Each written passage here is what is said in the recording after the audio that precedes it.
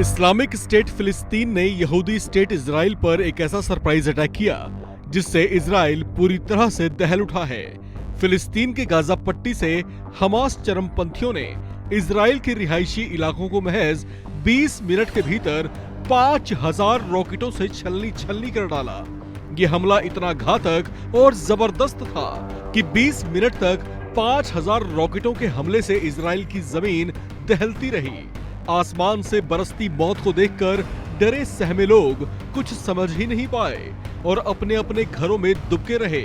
ऊपर से बरस रहे रॉकेट यहाँ की कॉलोनियों, रिहायशी बस्तियों, स्कूलों और अस्पतालों की इमारतों पर गरजते और जबरदस्त विस्फोट करते रहे। ये हमास के चरमपंथियों की एक बड़ी रणनीति का हिस्सा था जिसे नाम दिया गया था ऑपरेशन अल ऑक्सा स्टॉर्म। इस बात की पुष्टि खुद फिलिस्तीनी चरमपंथी संगठन हमास के नेता मोहम्मद डैफ ने की है। वे इसे अपनी बड़ी सफलता मान रहे हैं क्योंकि उनके इस बड़े ऑपरेशन की इजराइल की इंटेलिजेंस एजेंसी मोसाद को कानो कान कोई भनक नहीं लग पाई। हमास चरमपंथियों के लिए ये इसलिए भी सीना ठोकने का मौका था क्योंकि हमास, जिसे दुनिया की सबसे सर्वश्रेष्ठ इंटेलिजेंस माना जाता है, उसे वे चकमा देने में कामयाब रहे हैं।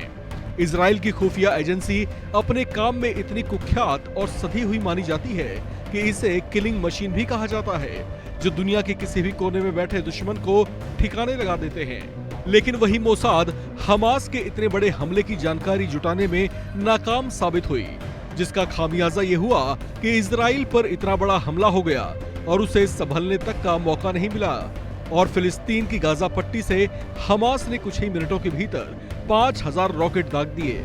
हालांकि इजरायली डिफेंस सिस्टम ने अधिकतर रॉकेट्स को हवा में ही नष्ट कर दिया, जबकि उनमें से कुछ रिहायशी इलाकों में आकर गिरे। इस बड़े हमले से इजराइल को चौंकाने के बाद हमास चरमपंथियों के गाजा पट्टी से लगती इजराइल की पूरी सीमा पर एक साथ अटैक किया, जिससे इजरायली बॉर्डर सिक्योरिटी फोर्स को संभलने का मौका नहीं मिल पाया। आपको बता दें कि हमास गाजा पट्टी में सक्रिय एक बड़ा चरमपंथी संगठन है। इसका एकमात्र दुश्मन यहूदी देश इजराइल है। हमास को पैसे मुख्य रूप से इस्लामी देशों से मिलता है। इसमें सबसे बड़ा दानदाता देश कतर है। इसके अलावा हमास फिलिस्तीन के विकास के लिए मिले पैसों का भी अपने काम के लिए इस्तेमाल करता है।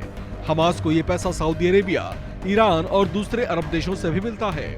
ऐसा कहा जाता है कि पाकिस्तान भी किसी न किसी तरीके से हमास की सहायता करता है। पाकिस्तान के विदेश मंत्री बिलावल भुट्टो की ओर आए एक बयान में उन्होंने इजराइल की निंदा की है। वहीं अमेरिका के एक आधिकारिक बयान में उसने फिलिस्तीन को हद में रहने की चेतावनी दी है। इस खबर में फिलहाल इतना ही। बाकी अपडेट्स के लिए आप बने रहिए वन इंडिया के साथ।